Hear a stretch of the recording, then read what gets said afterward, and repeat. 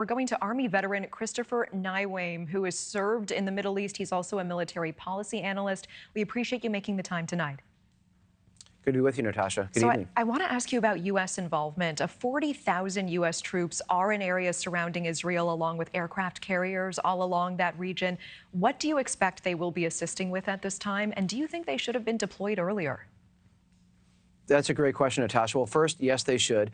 I mean, this is one of these things where the National Security Team, the State Department, these are things that they deal with perennially every year. They have recommendations, and I think the administration's been a little bit too tepid here. And understandably, just like Prime Minister Netanyahu, they have electoral considerations and government constituencies to maintain. So if you're too aggressive, the protests start firing up, and you start to have political issues. But in this case, I think they should have been more involved. Now, the benefit to them over there is counterintelligence-related assets, getting information on the ground, and really calibrating things and geospatial technologies as well, figuring out where units are in relation to each other, because the reality is collateral damage happens. It's terrible. If you look at the tens of thousands of Palestinians that have been killed in this conflict, more than half of those are women and children. This is not good stuff. This is ugly.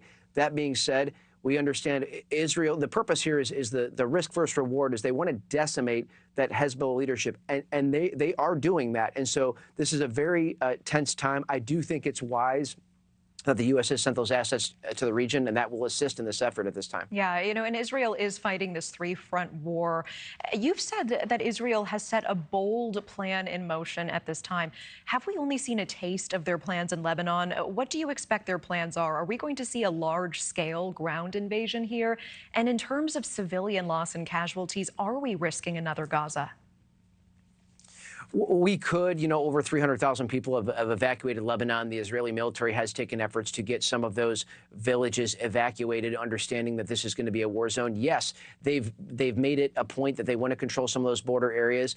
Some of the areas they've hitting are involve weapon caches, tunnels underground, areas that are purposed specifically for launching attacks into Israel. So this is Israel defending itself with a strategic, smart offense. What they would want to progress to, in theory and potentially in practice, would be hitting nuclear sites in Iran and really hitting the host of this. And I know that's not something that anyone really wants at this juncture. I don't think any parties want.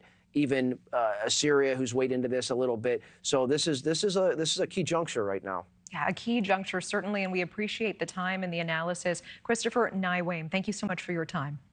Thanks for watching. Go to joinnn.com to find NewsNation on your screen. And don't forget to click the red subscribe button below to get more of NewsNation's fact-driven, unbiased coverage.